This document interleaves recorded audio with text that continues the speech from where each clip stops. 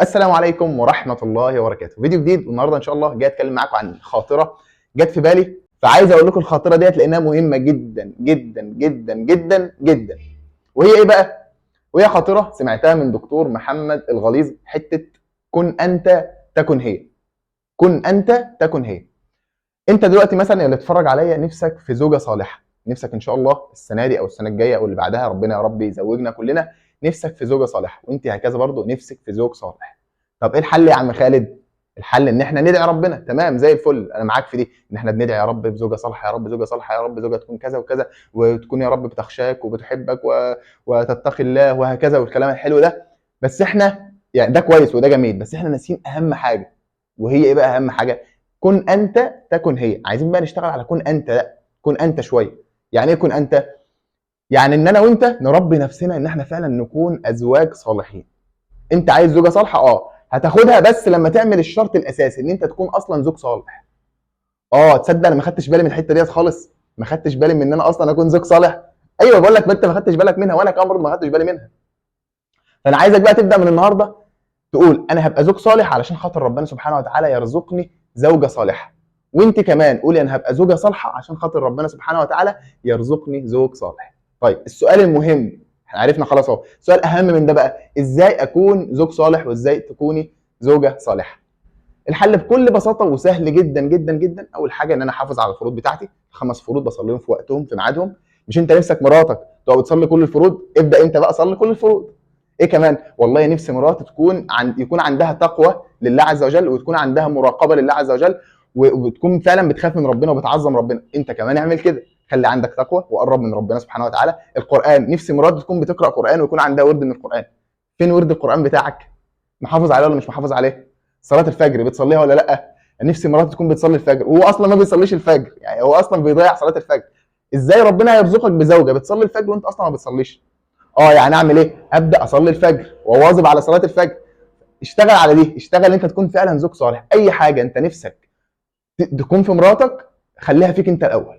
اشتغل انت عليها واتعب عليها، وما تقولش ما هتجوز وبعد كده ايه هي هتصلحني وهي هتهديني. مفيش الكلام ده. ليه تسيب نفسك اللي هتحصل او مش هتحصل؟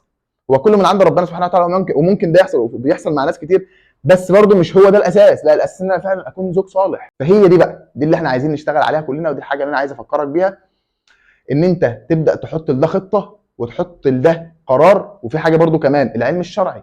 انت دلوقتي عايز مراتك تكون، انت اصلا ما بتتعلمش شرعي، لا اتعلم علم شرعي، العقيده والفقه والسيره النبويه، اعرف سيره النبي صلى الله عليه وسلم والحديث وتفسير القران. كل دي علوم المفروض يكون عندك فيها ايه؟ بيزك في كل علم من دول. ما تقعدش مثلا اصل انا بسمع مثلا خالد، بتابع خالد، ماشي، ما هو خالد مش هيدي لك علم. خالد بيديك خاطره، بيديك تفسير ايه، بيعرفك حته معينه، فهمني. خالد مش هيديك علم. اصل انا بسمع دكتور محمد الغليظ، برضه دكتور محمد الغليظ مش هيديك علم كافي كده تاخده وتعيش بيه في حياتك، لا، هو بيديك خاطره وبيديك نصيحه بيقربك لربنا، بيعرفك على الرسول، كلام من ده. هدف الداعيه او هدف المشايخ ان هم يقربوك لربنا، ان هم يحفزوك يحركوك، لكن مش هيديك علم، مش هيديك حاجه تفضل ماشي عليها طول حياتك، مش هيديك حاجه كده اللي هو ايه. مش النهارده مثلا انا ما سمعتش درس لشيخ من المشايخ، خلاص انا اوريدي ال5 فروض، ورد القران بيحفزني اصلا، بيخليني اتحرك، فمش محتاج ان انا ايه اسمع درس، فاهمني؟ هم بس بيحركوك. بعد كده الباقي الدور الباقي كله بتاعك انت، الدور الباقي بتاعك انت. فعايزك ان شاء الله تحط خطه باذن الله. اكاديميه زاد للعلوم الاسلاميه اللي انا لسه قايل لك عليها ديت، هتبدا يوم 25/8. ابحث عنها، ممكن اسيب لكم اللينك بتاعهم في البايو، وادخل ابحث عنها وسجل في اكاديميه زاد عشان خاطر ان شاء الله هتبدا 25/8 الشهر الجاي على طول، 25 اغسطس. ولازم تبدا فيها طالما انت فعلا عايز تكون زوج صالح وعايز ربنا يرزقك ايه زوجه صالحه، وانت كمان برضو تبداي فيها. ايه تاني عايز اقوله يا عم خالد؟ خلاص، يعني هي دي الخاطره اللي انا كنت عايز اتكلم فيها، ان انت تبدا فعلا تكون زوج صالح وتهيئ نفسك. وخلي دايما الجمله ديت في بالك او اكتبها عندك حتى على الحيطه، اكتبها عندك على التليفون: كن انت تكن هي. كن انت، حط لنفسك شخصيه، حط لنفسك دين، ظبط حياتك. اللايف ستايل كمان، يعني زائد الدين كمان اللايف ستايل بتاعك. انت دلوقتي بتنام متاخر وبتسهر ومش عارف واكلك وحش وما بتتمرنش، ما بتروحش الجيم ومش مظبط حياتك، وتقول انا عايز بقى لما اتجوز بقى ايه حياتي هتبقى مش عارف ايه، هصحى بدري وهروح الجيم ومش عارف مش هاكل من بره، مش هعك كتير من بره وهظبط حياتي. ما هو ده مش هيحصل برضه من يوم وليله، لازم انت تكون شغال على ده اصلا من قبلها. لان لما تيجي تتجوز بقى تقول لا والله انا عندي 1 2 3 انا شغال عليهم وان شاء الله هكمل عليهم بقيه حياتي. فانت مظبط حياتك من قبل اصلا ما ايه، ما تتجوز. ما تحطش خطط لما اتجوز هعمل كذا، ما تبدا تعمل من دلوقتي. انت ايه اللي منعك ان انت تشتغل الحاجات دي من دلوقتي؟ فابدا ظبط حياتك، ظبط وقتك، ماشي، ظبط عباداتك، اعرف معلومات عن رب العالمين سبحانه وتعالى في كتاب اسمه فقه الاسماء الحسنى. اعرف ربنا، مين هو ربك اصلا اللي انت المفروض هتخشاه وتتقيه، وهيبقى عندك مراقبه ليه، تبقى خايف من ربنا.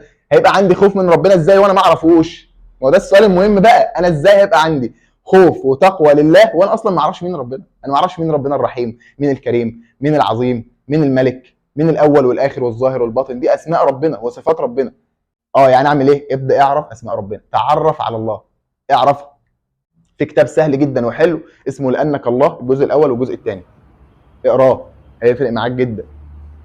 بس وخلي دي رحله ان انا عايز ابقى زوج صالح، عايز ابقى عبد صالح، عشان لما ادعي بقى وانا بصلي بقى وادعي ربنا يا رب ارزقني زوجه صالحه، يكون فعلا ان شاء الله دعائك مستجاب، وتكون انت فعلا راجل في الدعوه دي، مش بدعي كده وخلاص. ماشي. بس هي دي الخطيره اللي كنت عايز اضيفها، وبذكر بيها نفسي قبل ما بذكركم انتوا. انا بذكر نفسي بقول الكلام ده لنفسي، ان انا فعلا اكون عبد صالح. سبحانك اللهم وبحمدك اشهد ان لا اله الا انت استغفرك واتوب اليك. اشوفكم ان شاء الله في الفيديو الجديد، والسلام عليكم ورحمه الله وبركاته. إلى الله نمضي يا هنيئا لمن سبق، ويا حظ قلب من تقى الله قد خفق.